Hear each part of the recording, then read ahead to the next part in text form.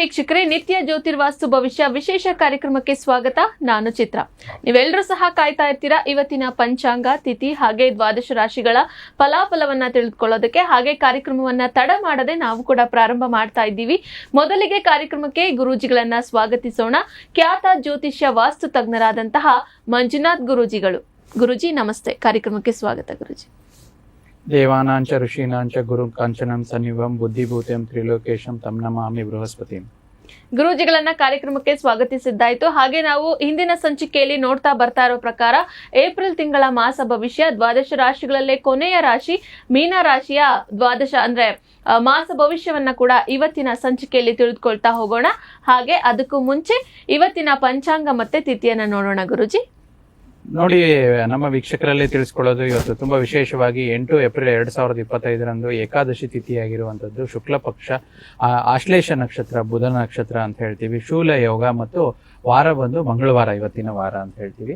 ಆಮೇಲೆ ಇವತ್ತಿನ ಒಂದು ಬೆಂಗಳೂರಿನ ಕಾಲಮಾನದಲ್ಲಿ ನಮ್ಮ ರಾಜ್ಯಕ್ಕೆ ಸಂಬಂಧಪಟ್ಟಂತದ್ದು 6 ಗಂಟೆ 12 ನಿಮಿಷ ಸೂರ್ಯೋದಯದ ಕಾಲ ಮತ್ತೆ 6 ಗಂಟೆ 30 ನಿಮಿಷ ಸೂರ್ಯಾಸ್ತದ ಕಾಲ ಅಂತ ಹೇಳ್ತೀವಿ. ಇವತ್ತಿನ ಒಂದು ಕಾಲಮಾನದಲ್ಲಿ ನಾವು ಮುಹೂರ್ತ ಭಾಗದಲ್ಲಿ ತಗೊಂಡಾಗ ರಾಹು ಕೇತುವಿನ ಒಂದು ಪ್ರಭಾವ ಅಂದ್ರೆ ರಾಹುಕಾಲ ಅಂತ ನಾವೇನ್ ತಗೊಂತೀವಿ 3 ಗಂಟೆ 26 ನಿಮಿಷದಿಂದ 4 ಗಂಟೆ 58 ನಿಮಿಷ ಮತ್ತು ಯಮಗಂಡ ಕಾಲ 9 ಗಂಟೆ 17 ನಿಮಿಷದಿಂದ 10 ಗಂಟೆ 49 ನಿಮಿಷ. ಉಳಿಕ ಕಾಲ 12 ಗಂಟೆ 21 ನಿಮಿಷದಿಂದ 1 ಗಂಟೆ 54 ನಿಮಿಷದವರೆಗೆ ಇರುವಂತದ್ದು ಅಭಿಜಿತ ಮುಹೂರ್ತ ಅಥವಾ ಅಭಿಜಿತ ಲಗ್ನ ಅಂತ ನಾವೇನ್ ತಗೊಂತೀವಿ 11 ಗಂಟೆ 57 ನಿಮಿಷದಿಂದ 12 ಗಂಟೆ 46 ನಿಮಿಷವಾಗಿರುವಂತ. ಓಕೆ, ಇವತ್ತಿನ ಪಂಚಾಂಗ ಮತ್ತೆ ತಿಥಿಯನ್ನ ನೋಡಿದ್ವಿ. ವಾರ ಮಂಗಳವಾರ. ಎಲ್ರಿಗೂ ಕೂಡ ಒಳ್ಳೇದಾಗ್ಲಿ, ದೇವಿಯ ಆಶೀರ್ವಾದ ಇರ್ಲಿ ಅಂತ ಹೇಳ್ತಾ ಗುರೂಜಿ ಇವತ್ತಿನ ದ್ವಾದಶ ರಾಶಿಗಳ ಫಲಾಫಲವನ್ನ ನೋಡ್ತಾ ಹೋಗೋಣ. ಗುರೂಜಿ, ರಾಶಿಗಳಲ್ಲೇ ಮೊದಲನೇ ರಾಶಿ ಮೇಷ ರಾಶಿಯ ಇವತ್ತಿನ ದಿನ ಹೇಗಿದೆ ಗುರೂಜಿ? ಮೇಷರಾಶಿಯವರು ನಿಮ್ಮ ದೈಹಿಕ ರಚನೆಯನ್ನು ಕಾಯ್ದುಕೊಳ್ಳುವ ನೆರವಾಗುವ ಎಲ್ಲಾ ಕ್ರೀಡಾ ಚಟುವಟಿಕೆಗಳನ್ನು ಇವತ್ತು ನೀವು ಆನಂದಿಸಬಹುದು. ಅದರಿಂದ ನಿಮ್ಮ ದಿನ ಇವತ್ತು ಕ್ರಿಯಾತ್ಮಕವಾಗಿರುವಂತದ್ದು. ಓಕೆ, ಇವತ್ತಿನ ದಿನ ಕ್ರಿಯಾತ್ಮಕತೆಯಿಂದ ಕೂಡ ಮೇಷರಾಶಿಯವರಿಗೆ ಕೂಡಿರುತ್ತೆ. ಒಳ್ಳೇದಾಗ್ಲಿ ಅಂತ ಹೇಳ್ತಾ ಮುಂದಿನ ರಾಶಿ ಗುರೂಜಿ ವೃಷಭ ರಾಶಿ ನೋಡೋಣ. ವೃಷಭ ರಾಶಿಯವರು ಮನೆಯ ಅಗತ್ಯತೆಗಳನ್ನು ನೋಡುತ್ತಾ ಇಂದು ನಿಮ್ಮ ಜೀವನ ಸಂಗಾತಿಯೊಂದಿಗೆ ಯಾವುದೇ ಒಂದು ಅಮೂಲ್ಯವಾದ ವಸ್ತು ಖರೀದಿಸಬಹುದು. ಅದರಿಂದ ಸ್ವಲ್ಪ ನಿಮಗೆ ಆರ್ಥಿಕವಾಗಿ ಸ್ವಲ್ಪ ತೊಂದರೆ ಆಗ್ಬೋದು ಇವತ್ತಿನ ದಿನ ಅಂತ ನೋಡ್ತಾ ಬರ್ತೀವಿ. ಓಕೆ, ಆ ತೊಂದರೆಗಳಿಂದ ತಪ್ಪಿಸ್ಕೊಳ್ಳೋದಕ್ಕೆ ಯಾವ್ದಾದ್ರು ಮಾರ್ಗ ಸೂಚನೆಗಳೇನಾದ್ರು ಇದೆಯಾ ಗುರೂಜಿ? ತುಂಬಾ ಒಳ್ಳೆ ವಿಚಾರ ಅಂದ್ರೆ ಅದನ್ನ ಖರೀದಿ ಮಾಡ್ಲೇ ಇಲ್ಲ ಅಂದ್ರೆ ಅದನ್ನ ತಪ್ಪಿಸ್ಕೋಬಹುದು. ಆದ್ರೆ ಆ ಸಿಚುವೇಶನ್ಸ್ ಆ ರೀತಿ ಕರೆಕ್ಟ್ ಆಗೋದ್ರಿಂದ ಕನೆಕ್ಟ್ ಆಗೋ ಒಂದು ವಿಚಾರದಲ್ಲಿ ಓಂ ಶುಂ ಶುಕ್ರಾಯ ನಮಃ ಅಂತ ವೃಷಭ ರಾಶಿಯವರು ಸ್ನಾನ ಇತ್ಯಾದಿ ನಿತ್ಯ ಕರ್ಮಗಳು ಆದ ನಂತರ ಜಪ ಮಾಡೋದ್ರಿಂದ ಅದರಿಂದ ಸಮಸ್ಯೆಯಿಂದ ಹೊರಗಡೆ ಬರ್ತಾರೆ. ಓಕೆ, ಸೊ ಗುರೂಜಿಗಳು ಹೇಳ್ಕೊಟ್ಟಂತಹ ಒಂದು ಮಂತ್ರವನ್ನ ಕೂಡ ಹೇಳ್ಕೊಳ್ಳೋದ್ರಿಂದ ಆ ಸಮಸ್ಯೆಯಿಂದ ಅಥವಾ ಆ ಒಂದು ತೊಂದರೆಯಿಂದ ಹೊರಗಡೆ ಬರ್ಬೋದು ಅಂತ ಹೇಳ್ತಾ ಗುರೂಜಿ ಮುಂದಿನ ರಾಶಿ ಮಿಥುನ ರಾಶಿಯವರಿಗೆ ಮಂಗಳವಾರದ ದಿನ ಹೇಗಿದೆ? ಮಿಥುನ ರಾಶಿಯವರಿಗೆ ನಿಮ್ಮ ಸಂಗಾತಿಯ ಸಂತೋಷ ನೀಡಲು ತುಂಬಾ ಪ್ರಯತ್ನ ಪಡುತ್ತೀರಾ. ಇದರಿಂದ ಪೂರ್ತಿಯಾದ ದಿನ ಸಂತೋಷಮಯವಾಗಿರುವಂತದ್ದು ಮತ್ತು ನಿಮ್ಮ ಸಂಗಾತಿಯ ಅಂದ್ರೆ ನಿಮ್ಮ ಜೀವನ ಸಂಗಾತಿಯ ಕುಟುಂಬ ಸದಸ್ಯರ ಅಡ್ಡಿಯ ಕಾರಣದಿಂದ ನಿಮ್ಮ ಜೀವನದಲ್ಲಿ ಅಂದ್ರೆ ನಿಮ್ಮ ಒಂದು ಇವತ್ತಿನ ದಿನದಲ್ಲಿ ಸ್ವಲ್ಪ ಏರುಪೇರು ಆಗಬಹುದು.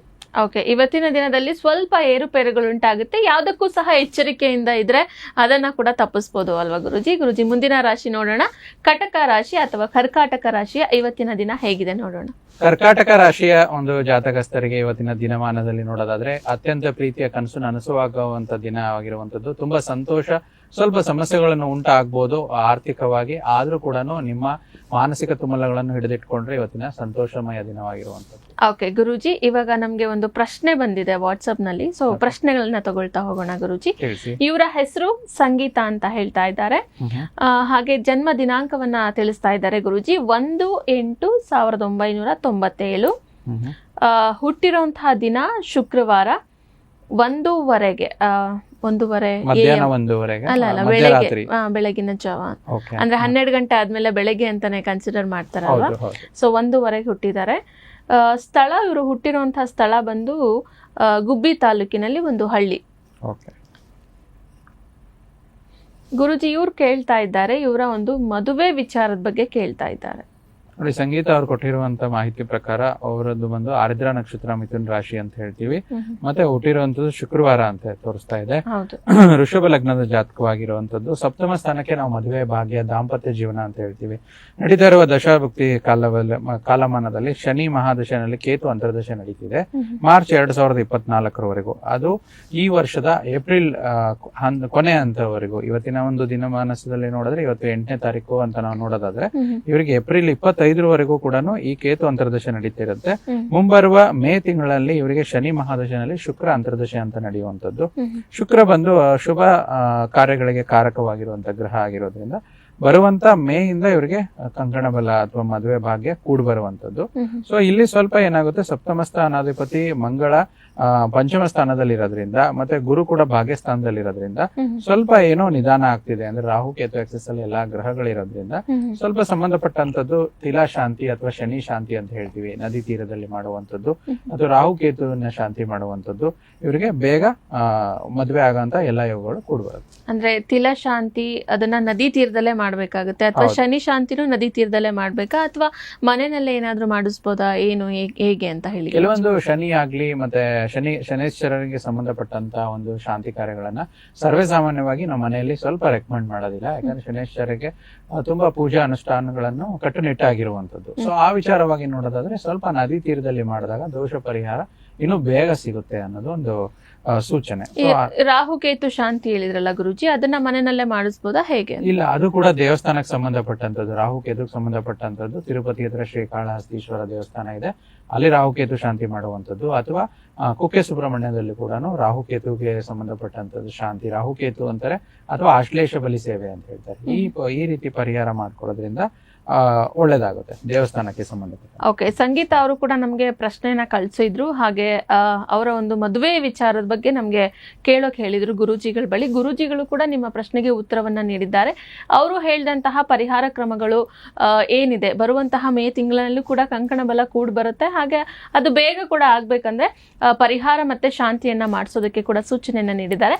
ಅದನ್ನ ನೀವು ಅನುಸರಿಸಿ ಅಂತ ಹೇಳ್ತಾ ಗುರೂಜಿ, ನಾವು ರಾಶಿ ಫಲವನ್ನ ನೋಡ್ತಾ ಹೋಗ್ತಾ ಇದ್ವಿ. ಕರ್ಕಾಟಕ ರಾಶಿವರೆಗೂ ನೋಡಿದ್ವಿ.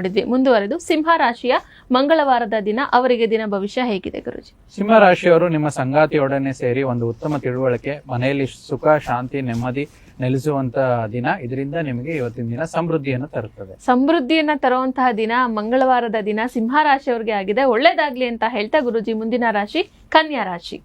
ನೀವು ಬೇರೆಯವರ ಸಲುವಾಗಿ ಕಾಳಜಿ ತಗೊಂಡು ನಿಮ್ಮ ಒಂದು ಸಮಯ ವ್ಯರ್ಥವಾಗುವಂತ ದಿನ, ಆದ್ರಿಂದ ನಿಮಗೆ ಒತ್ತಡವಾಗಿರುವಂತ ದಿನ. ಬೇರೆಯವರಿಗೆ ಕಮ್ಮಿ ಸಮಯ ನೀಡಿ ನಿಮ್ಮ ಬಗ್ಗೆ ನೀವು ಕಾಳಜಿ ವಹಿಸಿ ನಿಮ್ಮ ಒತ್ತಡವನ್ನು ಕಮ್ಮಿ ಮಾಡ್ಕೊಳ್ಳಿ ಅಂತ ಹೇಳ್ತೀನಿ. ಓಕೆ, ಕನ್ಯಾ ರಾಶಿಯವರ ಇವತ್ತಿನ ದಿನವನ್ನ ಕೂಡ ನಾವು ಗಮನಿಸಿದ್ವಿ. ಮುಂದಿನ ರಾಶಿ ಗುರೂಜಿ, ತುಲಾ ರಾಶಿಯವರ ಇವತ್ತಿನ ದಿನ ಹೇಗಿದೆ ನೋಡೋಣ. ಇಂದು ನೀವು ನಿಮ್ಮ ಉಚಿತ ಸಮಯವನ್ನು ನಿಮ್ಮ ತಾಯಿಯ ಸೇವೆಯಲ್ಲಿ ಕಳೆಯಲು ಬಯಸುವಿರಿ. ಅದೇ ರೀತಿ ತಕ್ಷಣದಲ್ಲಿ ಯಾವುದೇ ಕೆಲಸ ಬರುವುದರಿಂದ ಸ್ವಲ್ಪ ಆ ಸೇವೆಯಲ್ಲಿ ಏನೋ ಅಡಚಣೆ ಆಗ್ಬೋದು. ಆದ್ರೂ ಕೂಡ ನೀವು ಹೆಚ್ಚಿನ ಸಮಯ ನೀಡಿ ನಿಮ್ಮ ತಾಯಿಯ ಕೃಪೆಗೆ ಒಳಗಾಗುವಂತ ದಿನ. ಓಕೆ, ತುಲಾ ರಾಶಿಯವರ ಇವತ್ತಿನ ದಿನ ಹೇಗಿದೆ ಅಂತ ಹೇಳಿ ಕೂಡ ನಾವು ತಿಳ್ಕೊಂಡ್ವಿ. ಮುಂದುವರೆದು ಗುರುಜಿ, ವೃಶ್ಚಿಕ ರಾಶಿಯ ವಿಚಾರದ ಬಗ್ಗೆ ನೋಡ್ತಾ ಹೋಗೋಣ ಗುರುಜಿ. ವೃಶ್ಚಿಕ ರಾಶಿಯವರು ಇಂದು ನಿಮ್ಮ ಹಿಂದಿನ ಸಾಲವನ್ನು ಮರುಪಾವತಿ ಮಾಡುವಂತ ದಿನ. ನಿಮ್ಮ ಸಂಬಂಧಿಕರಿಂದ ಮತ್ತು ನಿಮ್ಮ ಬಂಧು ಮಿತ್ರರಿಂದ ಧನ ಸಹಕಾರ ಸಿಕ್ಕು ನಿಮ್ಮ ಸಾಲ ಮರುಪಾವತಿಗೆ ಇವತ್ತು ಒಳ್ಳೆ ದಿನ ಅಂತ ನೋಡ್ತಾ ಬರ್ತೇವೆ. ಓಕೆ, ಸಾಲ ಮರುಪಾವತಿಗೆ ಇವತ್ತಿನ ದಿನ ಒಳ್ಳೇದಾಗಿದೆ. ವೃಶ್ಚಿಕ ರಾಶಿಯವರಿಗೆ ಕೂಡ ಒಳ್ಳೇದಾಗುವಂತದ್ದು. ಗುರುಜಿ, ಮುಂದುವರೆದು ಧನು ರಾಶಿಯ ವಿಚಾರದ ಬಗ್ಗೆ ನೋಡೋಣ ಗುರುಜಿ.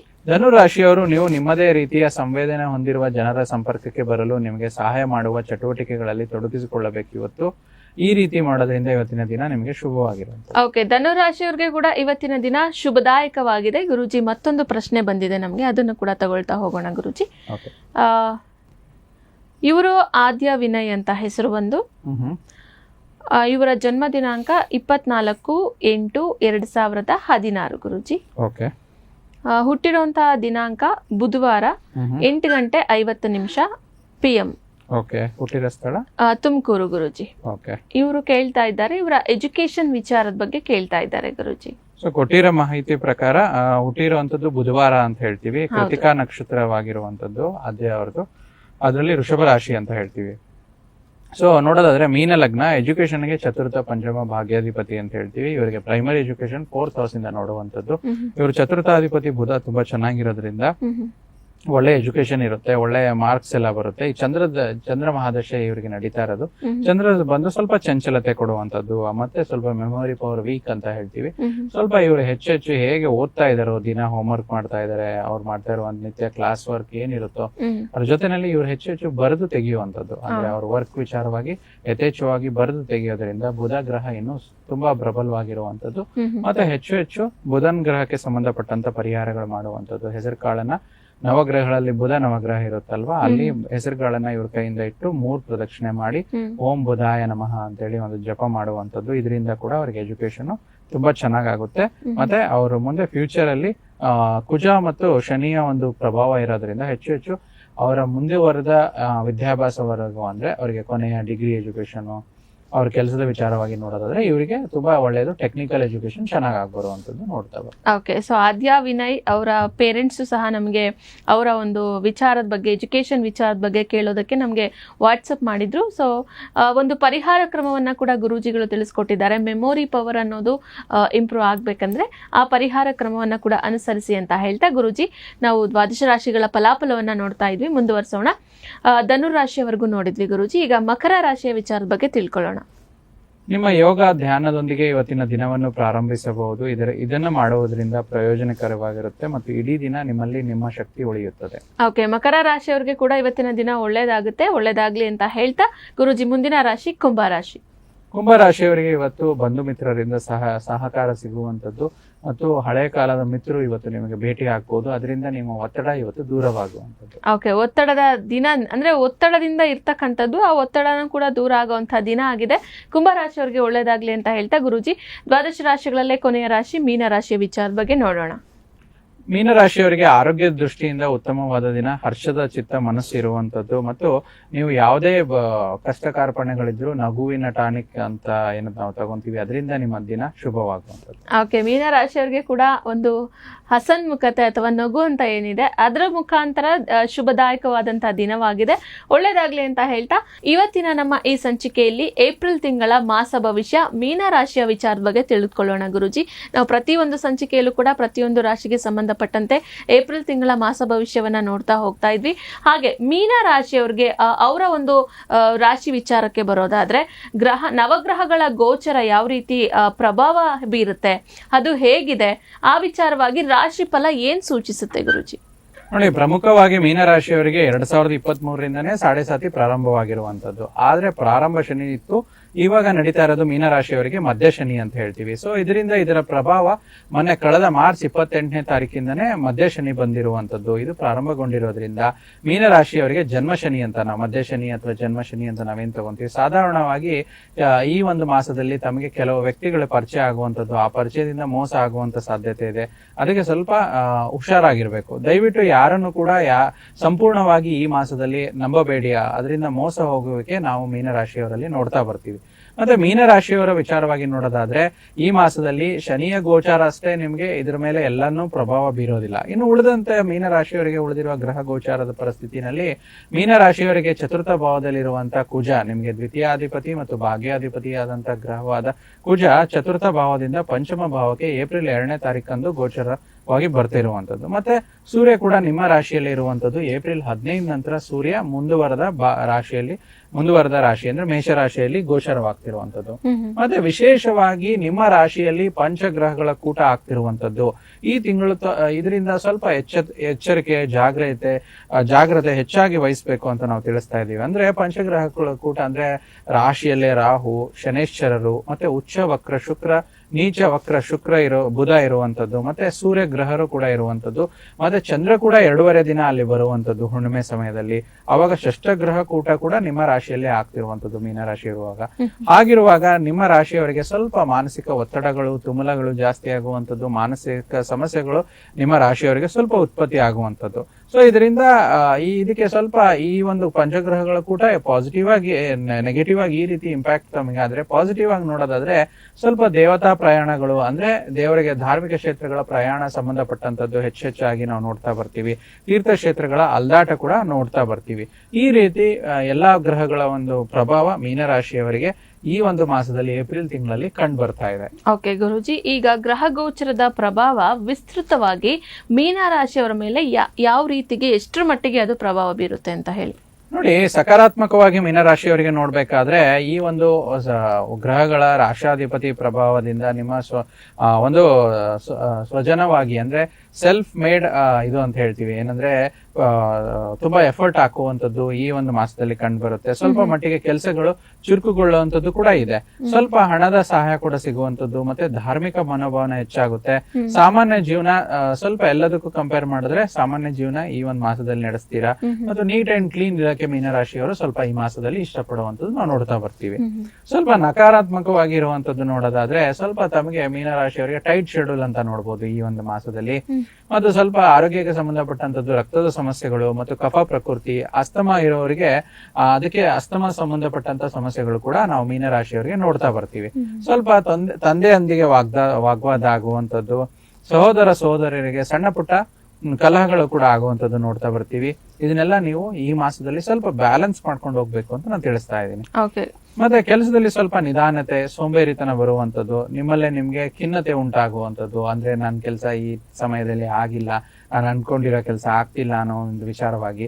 ಪ್ರಮುಖವಾಗಿ ಉದ್ಯೋಗ ಅಥವಾ ಪ್ರಮುಖವಾಗಿ ಯಾರು ವ್ಯಾಪಾರದಲ್ಲಿ ಇರ್ತೀರೋ ಈ ಮಾಸದಲ್ಲಿ ಸ್ವಲ್ಪ ಉದ್ಯೋಗ ವ್ಯವಹಾರಗಳು ಅಥವಾ ವ್ಯಾಪಾರ ವಹಿವಾಟುಗಳು ಸ್ವಲ್ಪ ತಟಸ್ಥವಾಗುವಂತದ್ದು, ಅಂದ್ರೆ ಹೆಚ್ಚು ನಡೆಯೋದು ಇಲ್ಲ, ಹೆಚ್ಚು ನಿಲ್ಲೋದು ಇಲ್ಲ, ತಟಸ್ಥತೆ ನಾವು ನೋಡ್ತಾ ಬರ್ತೀವಿ ರಾಶಿಯವರಿಗೆ. ಮತ್ತೆ ತುಂಬಾ ಶ್ರಮ ಪಡುವಂತ ಮಾಸ ಇದಾಗಿರುವಂತದ್ದು. ಶ್ರಮಕ್ಕೆ ತಕ್ಕ ಪ್ರತಿಫಲ ಈ ಮಾಸದಲ್ಲಿ ಸ್ವಲ್ಪ ಕಮ್ಮಿ ಲಭ್ಯ ಅಂತ ಹೇಳ್ತೀವಿ. ಸ್ವಲ್ಪ ಮಟ್ಟಿಗೆ ನಿಮ್ಮಲ್ಲಿ ಕೆಲವೊಬ್ರು ನೆಗೆಟಿವ್ ಆಗಿ ನಿಮ್ಮ ಬಗ್ಗೆ ಅಪಪ್ರಚಾರ ಕೂಡ ಮಾಡುವಂತದ್ದು ಮೀನರಾಶಿಯವರಿಗೆ ಈ ಮಾಸದಲ್ಲಿ ನಾವು ನೋಡ್ತಾ ಬರ್ತೀವಿ. ಸೊ ಅದಕ್ಕೆ ನನ್ನ ಸಲಹೆ, ನಿಮ್ಮ ಒಂದು ರಾಶಾಧಿಪತಿಯ ವಿಚಾರವಾಗಿ ನೋಡೋದಾದ್ರೆ ಯಾರ ಜೊತೆ ಜಗಳ ಮಾಡ್ಕೊಳ್ಬೇಡಿ ಅಂತ ಹೇಳ್ತೀವಿ. ಸಾಧಾರಣವಾಗಿ ಸಿಟ್ಟು, ಕೋಪ ಹೆಚ್ಚಾಗಿ ಬರುವಂತದ್ದು ಮೀನರಾಶಿಯವರಿಗೆ ಈ ತಿಂಗಳು. ಯಾಕಂದ್ರೆ ಜನ್ಮ ಶನಿನೇ ಪ್ರಾರಂಭ ಆಗ್ತಿರೋದ್ರಿಂದ ಬೇರೆಯವರ ನೀವು ನಿಮ್ಮ ಪಾಡಿಗೆ ನೀವು ಸುಮ್ಮನೆ ಇದ್ರು ಕೂಡ ಬೇರೆಯವರು ನಿಮ್ಗೆ ಕಾಲ್ ಕೆರೆದು ಜಗಳಕ್ಕೆ ಬರೋದು, ಅದರಿಂದ ನಿಮ್ಗೆ ಅಸಮಾಧಾನ ಆಗುವಂತದ್ದು ನೋಡ್ತಾ ಬರ್ತೀವಿ. ಇನ್ನು ಮುಂದುವರೆದ ಭಾಗದಲ್ಲಿ ಏಪ್ರಿಲ್ ತಿಂಗಳ ಒಂದು ಅಂತ್ಯದಲ್ಲಿ ಸ್ವಲ್ಪ ಅಭಿವೃದ್ಧಿ ಕಾಣಿಸುವಂತದ್ದು ನಾವು ಸಕಾರಾತ್ಮಕವಾಗಿ ನೋಡುವಂತದ್ದು.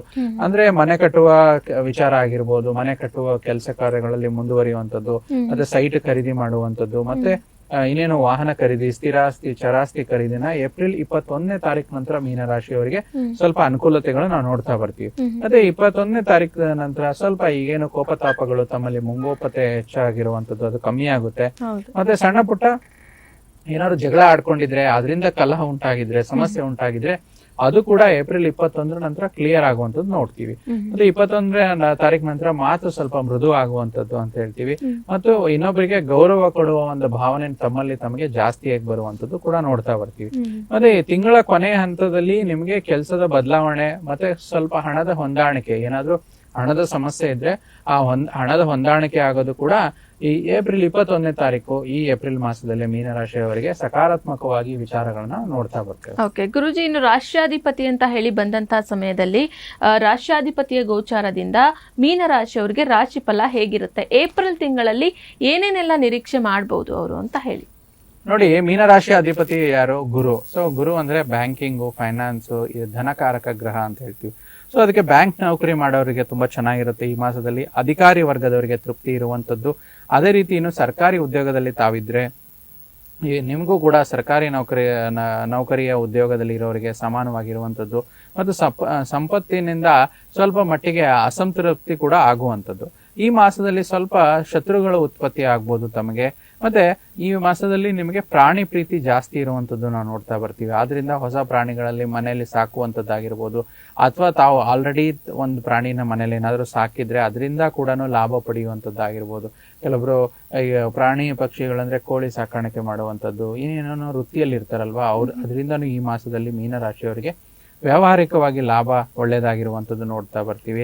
ಮತ್ತೆ ಇನ್ನು ಸರ್ವೇ ಸಾಮಾನ್ಯವಾಗಿ ಮೀನರಾಶಿಯವರು ಕೋರ್ಟು, ಕಚೇರಿ ಇದರಲ್ಲಿ ನಿಮಗೆ ಈ ಮಾಸದಲ್ಲಿ ಸಕ್ಸಸ್ ಇರುವಂತದ್ದು. ಆರೋಗ್ಯದಲ್ಲಿ ಸ್ವಲ್ಪ ನಾವು ತಿಳಿಸಿದ ಹಾಗೆ ಕೆಲವೊಂದು ನೆಗೆಟಿವಿಟೀಸ್ ಅವಾಗಲೇ ಹೇಳಿದ್ವಿ. ಆದ್ರೂ ತುಂಬಾ ಸ್ವಲ್ಪ ಎಚ್ಚರಿಕೆಯಿಂದ ಇರಬೇಕು, ಹುಷಾರಾಗಿರ್ಬೇಕು. ವಿಶೇಷವಾಗಿ ಜಲಕ್ಕೆ ಸಂಬಂಧಪಟ್ಟಂತ ಪ್ರದೇಶಗಳು, ಅಂದ್ರೆ ಜಲ ಸಂಬಂಧಪಟ್ಟಂತದ್ದು ನದಿ, ಕೆರೆ ಇತ್ಯಾದಿ ಜಲಕ್ಕೆ ಸಂಬಂಧಪಟ್ಟಂತ ಕ್ಷೇತ್ರಗಳಲ್ಲಿ ಇರ್ಬೋದು, ಅಥವಾ ಮನೆಯಲ್ಲಿ ಜಲ ಇಲ್ಲ ಅಂತಂದ್ರೆ ಶೌಚ ಕೋಣೆಯಲ್ಲಿ ಆಗಿರ್ಬೋದು. ಅಂದ್ರೆ ನಾವು ವಿಶೇಷವಾಗಿ ಬಾತ್ರೂಮ್ ಅಂತ ಹೇಳ್ತೀವಿ, ಸಿಂಕ್ ಅಂತ ಹೇಳ್ತೀವಿ, ಅಲ್ಲಿ ಸ್ವಲ್ಪ ಮೀನರಾಶಿಯವರು ಹುಷಾರಾಗಿರ್ಬೇಕು. ಮತ್ತೆ ಆಸ್ತಿ ಪಾಸ್ತಿ ಈ ಸಮಯದಲ್ಲಿ ಸ್ವಲ್ಪ ಮಾರುವಂತ ಕೆಲಸ ಮಾಡಬೇಡಿ, ಅದನ್ನ ಸ್ವಲ್ಪ ಮುಂದೂಡಿ. ಇದರಿಂದ ನಿಮಗೆ ಏನೋ ಒಂದು ದೊಡ್ಡ ಪ್ರಮಾಣದಲ್ಲಿ ಕಳ್ಕೊಳ್ಳುವಂತ ವಿಚಾರಗಳನ್ನ ನಾವು ನೋಡ್ತಾ ಬರ್ತೀವಿ. ಮತ್ತೆ ಔಷಧಿ ವ್ಯಾಪಾರಿಗಳಿಗೆ ಈ ಒಂದು ಮಾಸದಲ್ಲಿ ತುಂಬಾ ಒಳ್ಳೆಯದು. ಈ ಮಾಸದಲ್ಲಿ ನಿಮಗೆ ಅತಿ ಏನೇನು ಕೆಟ್ಟದ್ದು ಅನ್ಸುತ್ತೋ ಅದರಿಂದ ಕೂಡ ಒಳ್ಳೇದಾಗುವಂತದ್ದು ಒಂದು ಸೂಚನೆ ಸಿಗುತ್ತೆ ಮೀನರಾಶಿಯವರಿಗೆ ಅಂತ ಹೇಳ್ತಾ ಬರ್ತೀವಿ. ಮತ್ತೆ ನೀವೇನ್ ಅನ್ಕೊಂಡಿರ್ತೀರ ಈ ಮಾಸದಲ್ಲಿ ಯಾರಿಂದ ಈ ಕೆಲಸ ಆಗೋದೇ ಇಲ್ಲ ಅನ್ಕೊಂಡಿರ್ತೀರಾ, ಅವರಿಂದ ಕೆಲಸ ಆಗುವಂತ ಸಂದರ್ಭಗಳು ಕೂಡ ಮೀನರಾಶಿಯವರಿಗೆ ಸಕಾರಾತ್ಮಕವಾಗಿ ಮೂಡಿ ಬರುವಂತದ್ದು ನಾವು ನೋಡ್ತಾ ಹೋಗ್ತೀವಿ. ಮತ್ತೆ ದೈಹಿಕವಾಗಿ ಸ್ವಲ್ಪ ಸ್ಥೂಲಕಾಯ ಬರುವಂತದ್ದು, ಹೊಟ್ಟೆ ಮುಂದೆ ಬರುವಂತದ್ದು, ಆರೋಗ್ಯದಲ್ಲಿ ಸ್ವಲ್ಪ ಏರುಪೇರುಗಳು. ಆಮೇಲೆ ಮೀನರಾಶಿಯ ವ್ಯಕ್ತಿಗಳಲ್ಲಿ ಸ್ವಲ್ಪ ಯಾರು ಮಾನಸಿಕವಾಗಿ ದುರ್ಬಲರಿರ್ತಾರೋ ಅವರಿಗೆ ಚಟದ ಸಮಸ್ಯೆ, ಅಂದ್ರೆ ಏನೋ ಒಂದು ಕೆಟ್ಟ ಚಟದ ಸಮಸ್ಯೆ ಬೇಗ ಅಂಟುವಂಥದ್ದು ನಾವು ನೋಡ್ತಾ ಹೋಗ್ತೀವಿ. ಅದಕ್ಕೆ ವಿಶೇಷವಾಗಿ ಚಟದ ದಾಸರ ಆಗ್ಬೇಡಿ ಅಂತ ಒಂದು ಸೂಚನೆ ಕೊಡ್ತಾ ಇದ್ದೀನಿ. ಮತ್ತೆ ಈ ತಿಂಗಳಿನಲ್ಲಿ ಮೀನರಾಶಿಯವರು ಯಾರು ಸಂತಾನಾಪೇಕ್ಷಿತ ದಂಪತಿಗಳಿರ್ತೀರೋ ಅದನ್ನ ಸ್ವಲ್ಪ ಮುಂದೂಡಿದ್ರೆ ಒಳ್ಳೇದು. ಯಾಕಂದ್ರೆ ಗರ್ಭ ಅಷ್ಟೊಂದು ಗಟ್ಟಿಯಾಗಿ ನಿಂತ್ಕೊಳ್ಳೋದಿಲ್ಲ, ಏನೋ ಸಮಸ್ಯೆಗಳು ಬರುವಂತದ್ದು. ಆದ್ರೆ ಸಕಾರಾತ್ಮಕವಾಗಿ ವಿದೇಶದಲ್ಲಿ ಯಾರು ಸಂಪಾದನೆ ಮಾಡುವವರು ಅಥವಾ ವಿದೇಶದಲ್ಲಿ ಅಭ್ಯಾಸ ಮಾಡ್ತಿರೋರು ಅಥವಾ ವಿದೇಶದಲ್ಲಿ ಉದ್ಯೋಗ ಮಾಡ್ತಾ ಇರೋರು ಮೀನರಾಶಿಯವರಿಗೆ ಈ ಒಂದು ಮಾಸ ನಿಮ್ಗೆ ಶುಭ ತರುವಂತದ್ದು. ಈ ತಿಂಗಳ ಸ್ವಲ್ಪ ಪ್ರಯಾಣ ಕೂಡ ಜಾಸ್ತಿ ಸೂಚಿಸುವಂತದ್ದು, ಅಂದ್ರೆ ಮೀನರಾಶಿಯವರು ಸಂಬಂಧಪಟ್ಟಂತದ್ದು. ಮತ್ತೆ ಯಾರು ಇಂಪೋರ್ಟ್ ಎಕ್ಸ್ಪೋರ್ಟ್ ಬಿಸ್ನೆಸ್ ಮಾಡ್ತಾ ಇದಾರೆ ಅವರಿಗೆ ಇದೊಂದು ಶುಭ ಕಾಲ ಅಂತ ಹೇಳ್ತೀವಿ. ಯಾಕಂದ್ರೆ ಶನಿ ರಾಶಿಯಲ್ಲೇ ಬರೋದ್ರಿಂದ ಶನಿ ಲಾಭಾಧಿಪತಿ ಮತ್ತು ವ್ಯಯಾಧಿಪತಿ. ಸೊ ಶನಿ ಬಂದು ಪಾಶ್ಚಿಮಾತ್ಯ ದೇಶನ ಸೂಚಿಸುವಂತದ್ದು.